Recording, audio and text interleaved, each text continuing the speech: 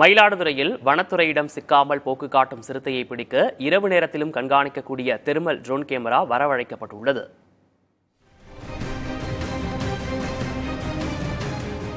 மயிலாடுதுறை நகரில் கடந்த 2ஆம் தேதி இரவு சிறுத்தை புலி ஒன்று நடமாடிய வீடியோ காட்சிகள் வெளியாகின. சிறுத்தை புலியின் நடமாட்டம் உறுதி செய்யப்பட்டதை அடுத்து கூரைநாடு, செம்மங்குளம் பகுதிகளில் வனத்துறையினர், காவல்துறையினர், தீயணைப்புத் துறையினர் இணைந்து தேடுதல் வேட்டையில் ஈடுபட்டனர். பிடிபடாமல் போக்கு காட்டும் அந்த சிறுத்தை புலி ஆரோக்கியநாதபுரம், கருவேலங்காடு பகுதிக்கு இடம் மாறியது. இதனை பிடிப்பதற்காக ஆனைமலை புலிகள் காப்பகத்திலிருந்து வன காவலர்கள் மற்றும் வேட்டை தடுப்பு காவலர்கள் மயிலாடுதுறைக்கு வந்து சென்சார் பொருந்திய 16 தானியங்கி கேமராக்களை பொருத்தினர். மதுரையிலிருந்து 3 கூண்டுகள் எடுத்து வரப்பட்டு ஆரோக்கியநாதபுரம், கருவேலங்காடு பகுதியில் வைக்கப்பட்டன. ஆயினும் சிறுத்தை புலி சிக்கவில்லை. மனித நடமாட்டம் இருந்தால் சிறுத்தை புலி வேகமாக தப்பக்கூடியது என்கிறார்கள் விலங்கின ஆர்வலர்கள். சிறுத்தை புலி, வேங்கை புலி, ஜாக்வார்டு இந்த அனிமல்லாம் ரொம்ப வேகமாக ஓடும்.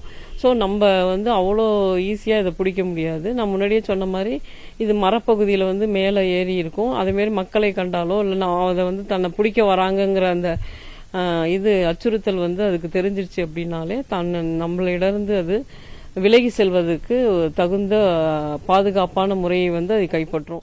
இந்நிலையில் 3 கிலோமீட்டர் தூரத்தில் சித்தர்காடு, லட்சுமி நகர் அருகே காவிரி ஆற்றின் அருகே ஆடு ஒன்று கடிபட்ட நிலையில் கிடப்பதாக வனத்துறைக்கு தகவல் கிடைத்தது. அங்கு சென்று ஆய்வு செய்தபோது சிறுத்தை புலி கடித்து ஆடு இறந்திருக்கக்கூடும் என்ற வாய்ப்புகள் உள்ளதாகவும், கால் தடங்கள் கண்டறியப்படாததால் பிரேத பரிசோதனை அறிக்கையின் அடிப்படையில் ஆடு இறந்ததை உறுதி செய்ய முடியும் என்று வனத்துறை அதிகாரிகள் தெரிவித்தனர். இந்நிலையில் சிறுத்தை புலி நடமாட்டம் உள்ள பகுதிகளில் வனத்துறையினர் எடுக்கும் முயற்சியின் போது ஊர் பொதுமக்கள் கூட்டமாக கூடி சத்தம் எழுப்பி இடையூறு ஏற்படுத்துகின்றனர். இது சிறுத்தை புலியை பிடிப்பதில் இடையூறு ஏற்படுத்தும் என்கிறார்கள் விலங்கின ஆராய்ச்சியாளர்கள். பப்ளிக் எப்பொழுதுமே டிஸ்டர்ப் பண்ணிகிட்டே இருக்காங்க. அதனால் இது it's going to be a most challenging task for the forest department to capture the leopard and then translocate elsewhere to the zoo or the nearby forest area. சிறுத்தை புலியை பிடிக்க மேற்கொள்ளும் முயற்சிகளுக்கு வனத்துறை மற்றும் காவல்துறைக்கு மக்கள் ஒத்துழைப்பு வழங்குமாறு மாவட்ட ஆட்சியர் மகாபாரதி கேட்டுக் கொண்டுள்ளார்.